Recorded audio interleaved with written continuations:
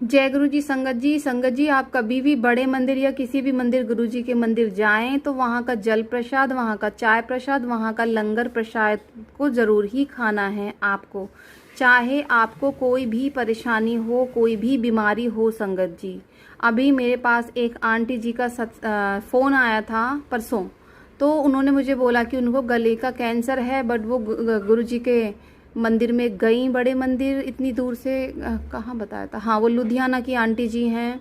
लुधियाना से वो बड़े मंदिर आई भी हैं संगत जी, लेकिन उन्होंने लंगर प्रसाद नहीं खाया क्योंकि वो लिक्विड फॉर्म में चल रही थी। लिक्विड खान पान में उनका लिक्विड चल रहा था, क्योंकि उनको गले का कैंसर कई साल से है। अब संगत जी वो जुड़ी भी कई साल से हैं, लेकिन उन्होंने गुरु जी का प्रसाद खाया ही नहीं, तो ठीक कैसे होंगी।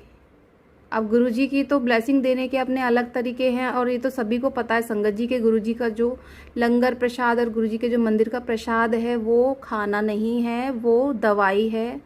तो बस वही है कि अज्ञानता के कारण गलतियां हम करते रहते हैं, और फिर हम सोचते हैं गुरुजी हमारी हेल्प नहीं कर रहे। तो संगत जी, गलतियां हमारी भी हैं, क्योंकि हम सत्संग सुनते ही नहीं हैं, तो हमें जानकारियां कहाँ से होंगी।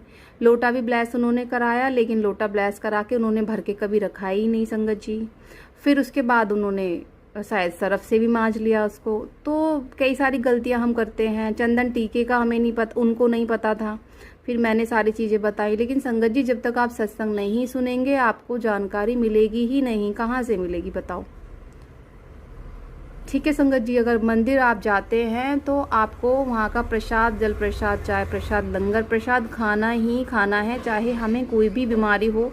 आप ओल्ड संगत के अगर सत्संग सुनेंगे संगत जी, तो आपको पता लगेगा कि जो लोग कुछ खा भी पी भी नहीं पाते थे ना, उन्होंने ज़बरदस्ती से उन्होंने लंगर प्रसाद खाया, गुरु जी खिलाते थे, और उसी से उनके कष्ट और बीमारियाँ कटी। जय गुरु जी, शुक्राना गुरु जी।